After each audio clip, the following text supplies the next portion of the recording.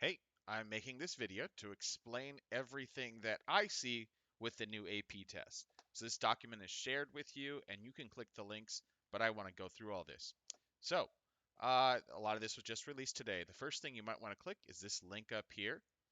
And it kind of takes you, I know it says educators, but it takes you through a lot of stuff. So if you want to look on it on your own, go through all the links here as a student. But here's kind of my summaries. A note here is the test has been moved to Tuesday, May 12th at 11 a.m. And so with a makeup date later, but you really want to take this test. And the format has been completely changed if you haven't followed. So it's no longer show up to school, it's all online and you take it at home. So your testing format right here, and you can click this link where they'll break it down a little bit right here. But it's going to be you need your own device and the internet. You can use a computer, your phone, or a tablet. So even if you have a phone and you have internet, it'll work.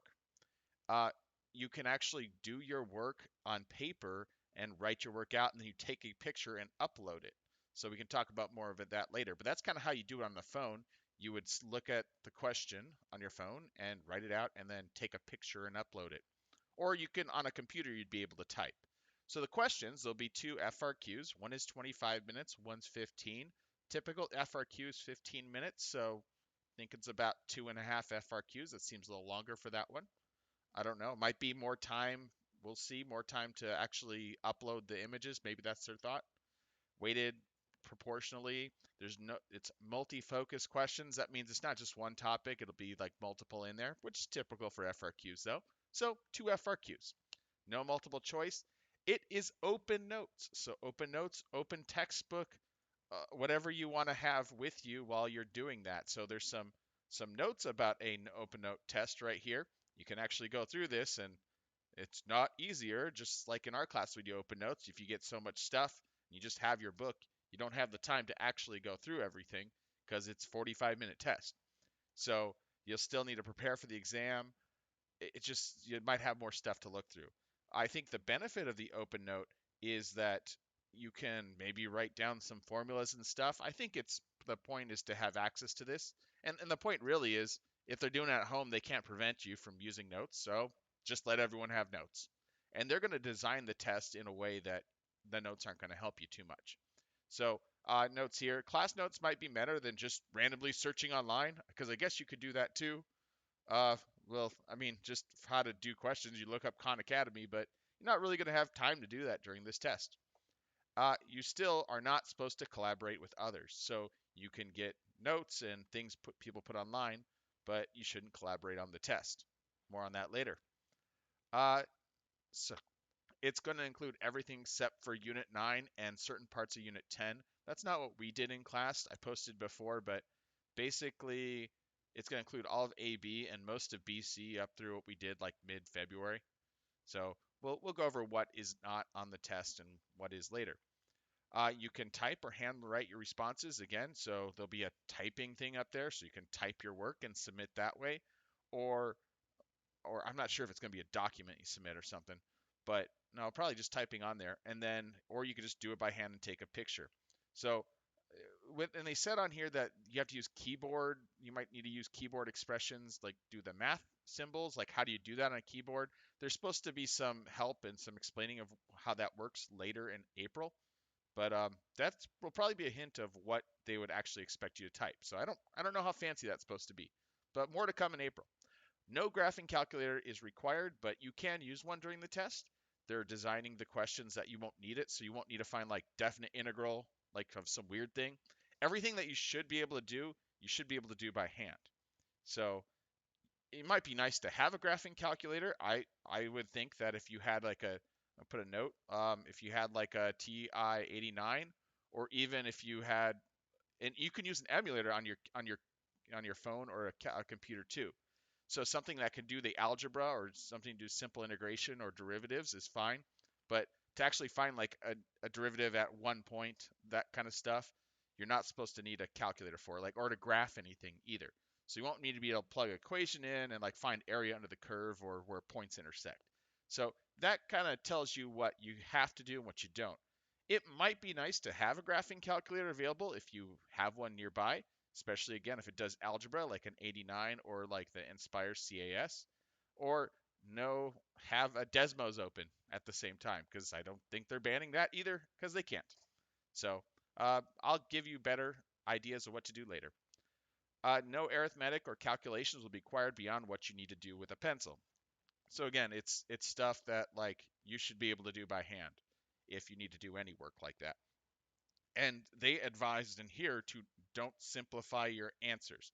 Leave them unsimplified numeric answers, just like we practiced in class. Don't simplify stuff that you could get an error on. But I think hints like this tell you like what type of questions they might have. So taking the exams, they have a few notes in here if you wanna check through this. But again, you can take it at home or in school if they reopen. So at home, basically wherever you want. There's not going to be a certain area you have to go. Information how you can access will be up late April. Like, well, how do you access it? What does it look like? And like, especially if it's a timed question, we don't know yet. But there'll be plenty of practice when that opens up in April. I'd take that if you want to do well on this test. I would make sure you double check all that practice. More suggestions coming later, but that's so late April, something will be up with video demonstrations and a lot of things to practice. Exam security. So the thing a lot of teachers were saying is like, well, how are you going to make sure this is secure? It's not even just teachers. How are the colleges ensure that this is secure? Because the integrity of these tests is very important for colleges to give you AP credit. And the College Board has been crazy about that. And they have ways to check people for cheating, and they're very strict about what rules schools can follow, and they cancel scores if schools don't follow them. So it is an open book.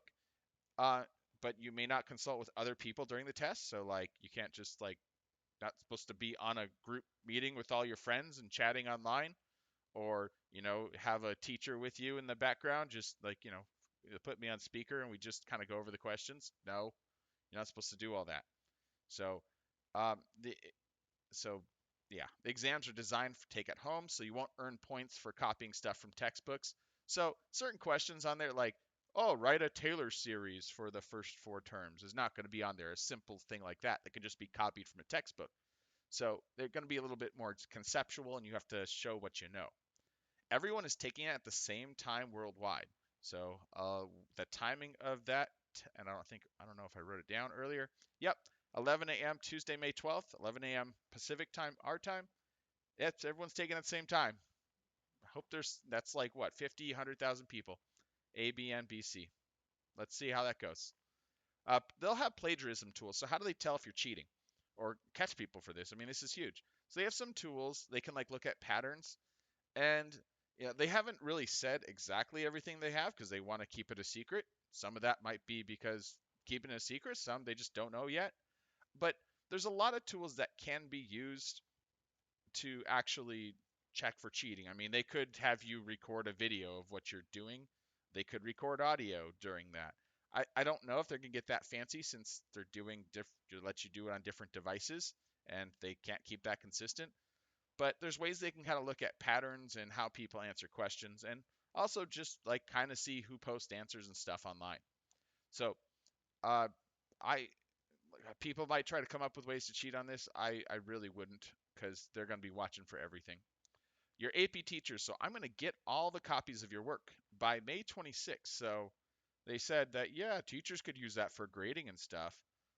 I mean, I'm not going to use it for grading, more like credit, that proof that you actually did this and that you actually tried. So my philosophy is like, I guess with grades towards the end of the year, I mean, as long as you guys are preparing for this AP test, you can get an A in this class. Doesn't matter what you're at right now, because that's the kind of world we're in right now. A or B, you can A, just do everything. And a good try on the test, that would be like my proof that all I'd need for a final grade right there. So I think that's cool. I'll get to see your scores. I don't know if they'll actually be scored by then, but we'll at least get them back. If you mirror online content, you'll have your scores canceled. So basically, if you're sharing your scores or your what you're doing or the questions online, you're gonna have your scores canceled. Don't post things. Sharing or receiving those scores can get it canceled. And I mean, how they know? So like, if they know one way they could do this is everyone at the school they realize, hey, everyone in my class has like the same type of answers. And if they see patterns in the answers, like your answer matches someone else's, that could be a problem. Whatever you submitted, if it's also found online somewhere, maybe you took a picture of your notes or what your answers and you uploaded it, and then somehow it's uploaded on the internet somewhere, or you share it with someone and they post it on a tweet or whatever, yeah, that can come back to you and get your course scores canceled. So, I mean, don't I wouldn't share how you solve things at all during the test. They are going to be watching for that super close. It is tough because there's only two questions, and how many different ways can you solve a problem? But they'll have ways to do this, and they're going to be hardcore about this. I've linked an article in here. Like this is an example of a school a few years ago, San Diego. They weren't sitting far enough apart, so AP said, "Oh, we're invalidating all your tests. You got to come in the summer." I mean, because the school messed up on that. I mean, they have to keep the integrity very high for their colleges to even take your tests. I wouldn't do it. If they suspect any cheating or any matching in that, I mean, you come back school, but it's really for you. You're caught cheating, they'll probably just cancel everything, all your AP tests, everything's invalidated, and they will tell your colleges. So you'll get that red flag on your record as you go to that college because you already been caught for cheating, and they're going to take that super seriously. I I wouldn't recommend getting caught for that. I mean, they could take back your acceptance, and they have clauses to do that kind of stuff. So I really wouldn't do that. Ban for future tests, and they said SATs. I don't know if they can ban. Sure, I guess they can.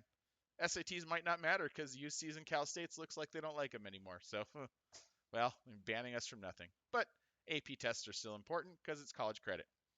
So, next topic is what teachers should do. So, this is what they told us as teachers, and you can check it out right here. A few things to read through. And here's my philosophy. Like, there's a lot of things I could do, and I could throw like a ton of work at you, but you don't have the time. And there's other things going on. I think your AP classes matter more than like your computer science class. Yeah, this is an AP. Out of all your classes, this is stuff that can give you college credit at this point. So if I were to put any effort and thing, I would put effort in your AP classes because if they're working hard to get you college credit for this, I'd put the effort in. But I don't want to overwhelm you with work and just because it's only two questions. And there's a way to like kind of metagame this where you focus on stuff that actually matters. So I could throw a lot at you. I don't know what your other teachers are doing, but I want to come up with a plan of I'm going to give you stuff that I think is really important to do. And I think if you do this, you're going to be well prepared. So I'm going to keep watching things close. Like I'd rather figure out and try to guess what's going to be on the test and say, hey, focus on this, or just have notes ready for you to use on the test. Like why you can handwrite notes, but I could get notes ready for you too. Um, Two things I would do. There's playlists online. They've been posting a video like every day. A different teacher does the stream. So they do live streams for BC and AB. I'll just pull one up right here. So, and they got this playlist going on where you got they've done it by topics sorted by in the classroom, and you can kind of go through this. I don't know if you're hearing this right now, but what's really cool is he's going through a lesson, and the resources, the questions they're doing are all linked in it as well. So you can actually like do the work as you go along and pause the video, or just do the work yourself and kind of see how they go through the answers. So I think this is a huge resource. And if you had to prepare, you have a new video every day. You don't have to watch it live. And they've sorted it all right here. So I suggest if you need work, go through these playlists right here. And specifically, so at BC, some of these topics we talked about what's not on the test, unit 9 and half of unit 10. Well, they're doing unit 9. So why? And I don't know why. But so I wouldn't do stuff that's not on the test. But there's certain things on here like this comparison test for convergence that I'll probably assign because if they specifically said this should be learned, it could very well be on the test. Plus, each of these lessons has some review and stuff they can do too. So what I would recommend to start with though is I would go back to the AB playlist. So AB is still on our test too. And they're going over some of the stuff that we did later AB, like uh, this modeling differential equation type stuff, slope fields. I, I I think this would be very good to start here. So, and all of this is fair game for the test. So I'll pick out certain ones, but man, start with 7-1 and just kind of go through and do the AB questions. Everything will be very good review for you right now. I'll assign personal progress checks through the AP Classroom. So it's like stuff that you can do and see the answers through the login, that thing like Khan Academy. And also, there's going to be practice FRQs coming out at the end of April. So that's along with like, how do you take this test? So there'll be practice questions that you can do. And like, I think I have to assign them. So yeah, tons of that practice coming out. So for now, do the playlist. I would start with AB if you haven't done that. And then certain BC ones. And I'll tell you which ones I think are important. And there's the work with that. I think that's a great practice to do. And you know, if I were to really prepare for this test, I don't know. I mean, there's one every day you could do. You could do 5 days a week. Uh, if you want to do that much, I think the AB stuff might be good. I'd say maybe a few. Maybe if you can do at least one a week right now and see how it goes. You got a little bit more time, but you know, things are busy. I see if you can do one a week. That'd be good. Other notes. So that was all from the random links I got in here. There was a webinar and a few other things. Maybe I touched on these, but I want to have them here. They're working on ways to support students who don't have a device. So if you don't have access to a device at home, you can tell the AP board. I think there's some question there when you click on that link.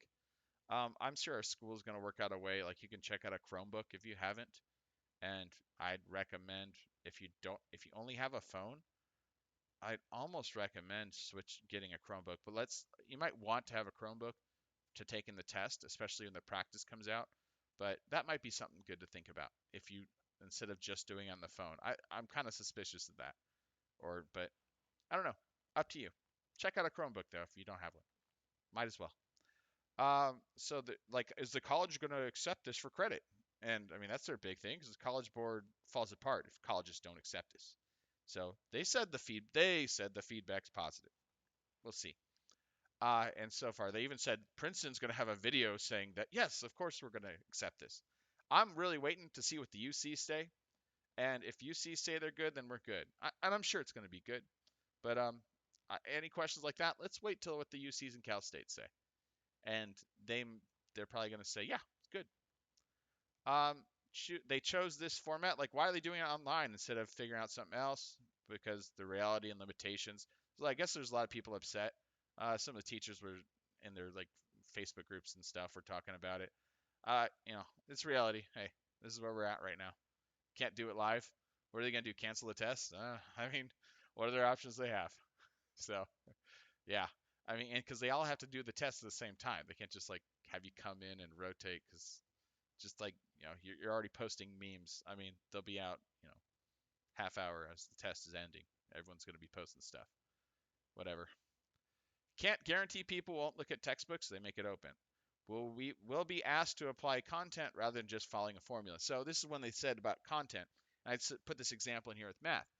You're not going to just plug and chug. It'll be like applying a lot more stuff. So they're not going to say like, does this converge or diverge by the nth term test?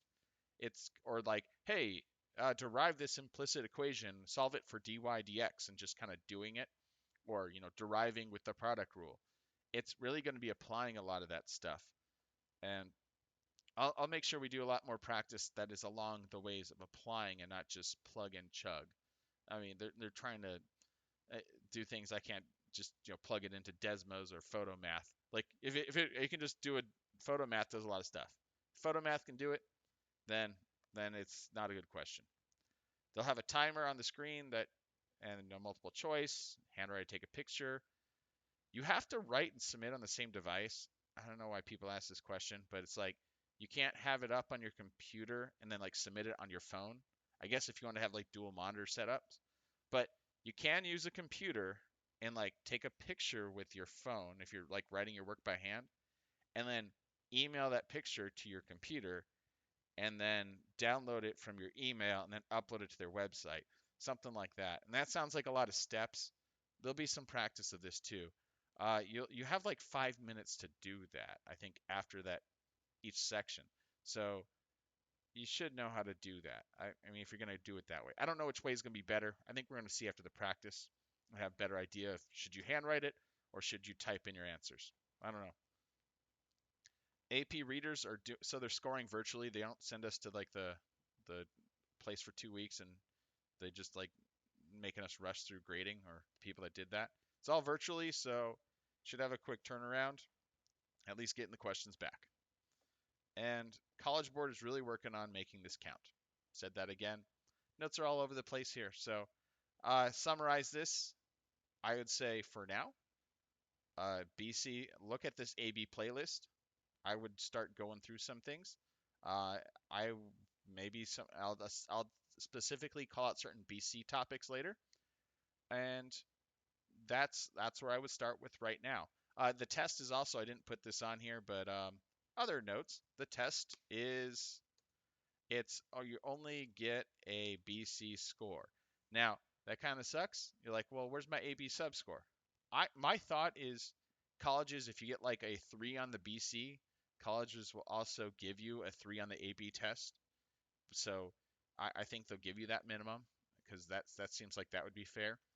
But don't expect them like, you can't just, oh, I'll just do all the AB stuff and then not do the BC stuff and get a good grade. Like, no, you're gonna have to know the BC stuff on this test too to get any credit at all. So only 2 questions. I hope that wasn't too long. Oh, 20 minutes. That was too long. But that's great. More to come later. And that's it. Bye.